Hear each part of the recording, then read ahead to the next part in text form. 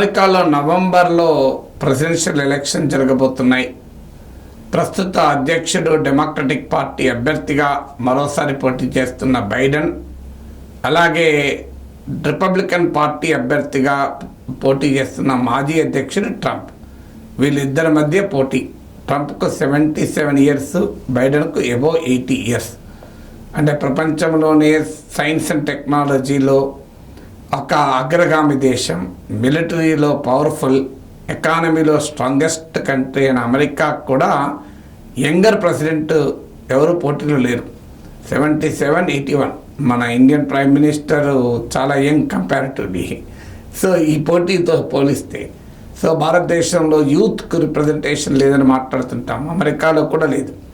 So మరి ఈ ఇద్దరిలో ఎవరు గెలవచ్చు? మనలాగానే అమెరికాలో సర్వేలు చాలా ఎక్కువ, అక్కడి నుంచే మనం నేర్చుకున్నాము. రాయిటర్స్ ఇటీవల ట్రంప్ కన్విక్షన్ తర్వాత, ట్రంప్ ఒక సెక్స్ స్కాండల్కి సంబంధించిన కేసులో దోషిగా కోర్టు నిర్ధారించింది. అంటే ఒక యాక్ట్రెస్, ఒక సినీ నటితో ఆయనకున్న లైంగిక సంబంధాలను లాస్ట్ ప్రెసిడెన్షియల్ ఎలక్షన్స్లో దాచిపెట్టడానికి డబ్బులు ఇచ్చాడన్నది ఆరోపణ. ఈ ఆరోపణ, దీంతో పాటు మరో 34 కేసుల్లో ఆయన విచారణ ఎదుర్కొన్నాడు. దోషిగా కూడా ఉన్నాడు. జూలైలో జైలు శిక్ష ఖరారయ్యే అవకాశం ఉంది. ఈవెన్ జైలుకి వెళ్లాల్సి వచ్చినా ఆశ్చర్యం లేదు. ఇప్పటివరకైతే దోషిగా నిర్ధారణ అయింది, కన్విక్షన్ అయింది, ఇంకా సెంటెన్సింగ్ కావాలి. అయితే జైల్లో ఉన్నా కూడా ప్రెసిడెంట్గా కొనసాగచ్చు. అదొక అడ్వాంటేజ్ అమెరికన్ కాన్స్టిట్యూషన్ ఇస్తోంది. అందువల్ల ట్రంప్ ఈ కన్విక్షన్ అయ్యాక ట్రంప్ పలుకుబడి పడిపోయింది. అంతకుముందు మేలో రాయిటర్స్ జరిపినటువంటి పోల్లో ఇద్దరికి ఈక్వల్గా వచ్చాయి. 40%, 40% వచ్చాయి. Biden 40%, Trump 40%. ఒక 10% Robert Kennedy junior anti vaccine activist ఓటేస్తామని కూడా అన్నారు. అమెరికాలో ఈ వ్యాక్సిన్ వ్యతిరేక కన్జర్వేటిజం కూడా చాలా బలంగా ఉంటుంది. సో అందువల్ల ఆ యాంటీ వ్యాక్సిన్ యాక్టివిస్ట్ కూడా 10% అన్నారు. వాస్తవంగా అంతకుముందు 13% ఉండే, తగ్గింది.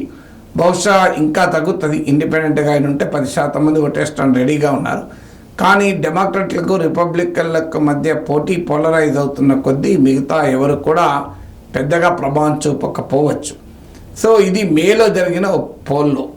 ఇటీవల కన్విక్షన్ అయ్యాక, అంటే ట్రంప్ను నేరస్తులుగా కోర్టు నిర్ధారించిన తర్వాత జరిగిన పోల్లో రిపబ్లికన్ పార్టీకి చెందిన ట్రంప్ ఓటర్లే 10% మంది మేము ఈసారి ట్రంప్కి వెయ్యమని ప్రకటించారు.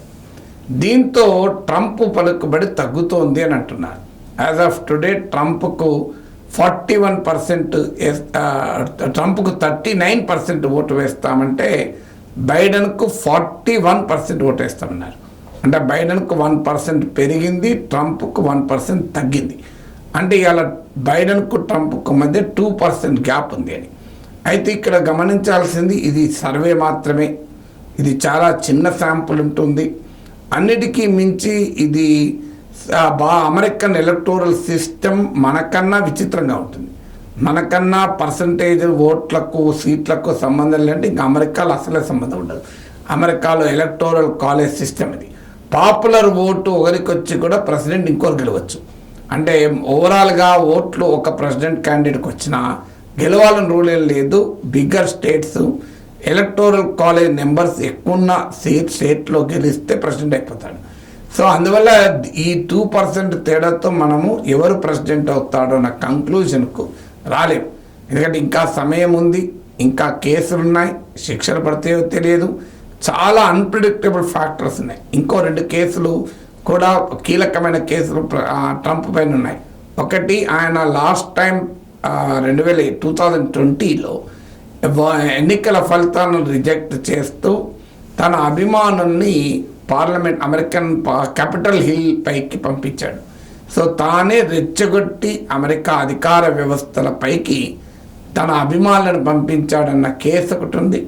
అలాగే ప్రెసిడెంట్గా ఓడిపోయాక కీలక డాక్యుమెంట్స్ని హ్యాండిల్ చేశాడన్న కేసు కూడా ఉంది. ఇంకా 2 కేసుల్లో విచారణ కొనసాగుతుంది. నవంబర్ లోపల విచారణ కొనసాగవచ్చు కూడా. అందువల్ల ఈ కేసులన్నీ ఎటువైపు తిరుగుతాయనేది ఒక పాయింట్. అలాగే జూలైలో ఈ సెక్స్ స్కాండల్ కేసులో శిక్ష పడుతుంది.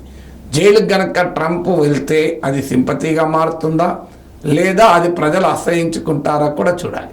ఎందుకంటే ఇప్పటికైతే ఆయన కన్విక్షన్ వల్ల ట్రంప్ పట్ల బలం తగ్గింది. కొంతమంది అయినా మేము ట్రంప్ కోటేయం అన్నారు అని. రేపు జైలుకి వెళ్తే అది మరి సింపతిగా మారుతుందా లేదా ఇంకా వ్యతిరేకతగా మారుతుందా అనేది ఒక ఫ్యాక్టర్. అందువల్ల యాజ్ ఆఫ్ టుడే ఉన్న ఈ 2% డిఫరెన్స్తో రాబోయేటువంటి ట్రెండ్స్ను మనం అంచనా వేయలేం. దానికి తోడు ఇంకా 20% ఓటర్లు స్టిల్ అన్డిసైడెడ్గా ఉన్నారు. అంటే వాళ్ళు మేము ఓటేస్తే వేయచ్చు, వేయకపోవచ్చు, లేదు మేము ఇంకెవరైనా థర్డ్ క్యాండిడేట్ ముందుకొస్తే ఓటేయచ్చు అన్నారు. సో ఈ 20% ఓట్లు కొంత ఎటు స్వింగ్ అయినా అమెరికా ప్రెసిడెన్షియల్ ఎలక్షన్ రిజల్ట్నే మార్చేస్తుంది. ఇది ఒక అన్ప్రెడిక్టబుల్ ఫ్యాక్టర్. దీంతో పాటు బైడెన్ పట్ల కూడా వ్యతిరేకత పెరుగుతోంది. బైడెన్ ఏజ్ పైన వ్యతిరేకత ఉంది, బైడెన్ ఆరోగ్యం పైన వ్యతిరేకత ఉంది. దానికన్నా ముఖ్యంగా ఇటీవల బైడెన్ ప్రభుత్వం ఇజ్రాయెల్కి ఇచ్చిన సపోర్ట్ వల్ల కూడా అమెరికాలో తీవ్ర వ్యతిరేకత పెరుగుతోంది. పాలస్తీనియన్ యాక్టివిజం అమెరికాలోని 50 యూనివర్సిటీలకు పైగా మనం చూసాం. బయట సమాజంలో కూడా పెరిగింది. గాజాలో జరుగుతున్న మానవ మారణ హోమానికి ఇజ్రాయెల్ కారణమవుతుంటే ఇజ్రాయెల్కి సపోర్ట్ చేసి బైడెన్ కూడా తప్పు చేస్తున్నాడు అన్నది యంగర్ అమెరికన్స్లో వ్యతిరేకత పెరుగుతోంది. అది ఏదో రిలీజియస్ యాంగిలే ఎథనిక్ యాంగిలే కాకుండా ఒక డెమోక్రటిక్ స్పిరిట్లో కూడా వ్యతిరేకత పెరుగుతోంది. అందువల్ల ఇది బైడెన్ పైన ఏ రకమైన ప్రభావం చూపుతుందో కూడా చూడాలి. అందువల్ల ఇప్పుడున్న సిచ్యువేషన్ అయితే బైడెన్ ట్రంప్ కన్నా 2% ఆధిక్యతలో ఉన్నాడు. But this is a two little ఆధిక్యత. అనేక ఎక్స్ ఫ్యాక్టర్స్ ఉన్నాయి, అన్ప్రెడిక్టబుల్ ఫ్యాక్టర్స్ ఉన్నాయి. అందువల్ల రిజల్ట్ను ఎటైనా మార్చగలిగే అవకాశం ఉంది. ఇప్పుడు ఈ కన్విక్షన్ వల్ల ట్రంప్ యొక్క సపోర్ట్ బేస్ మరింతగా కన్సాలిడేట్ కావచ్చు. యూరోపియన్ పార్లమెంట్ జరుగుతున్న ఎన్నికల్లో కూడా అల్ట్రా రైట్ అంటే అతి జాతీయవాదం రిప్రజెంట్ చేసేవారు బలపడుతున్నారు అని కూడా వార్తలు వస్తున్నాయి. అదే జరిగితే అమెరికాలో కూడా ఈ అల్ట్రా నేషనలిజం ప్రభావం ఉండొచ్చు. ట్రంప్ అమెరికాలో ఒక రకంగా యాంటీ ఇమిగ్రేషను, ఒక ఎథనిక్ వైట్ సుప్రమసీ కోరుకునే నాయకుడు. సో అందువల్ల ఆ ఓటు మరి ట్రంప్ కన్సాలిడేట్ అయితే ఎలా ఉంటుంది.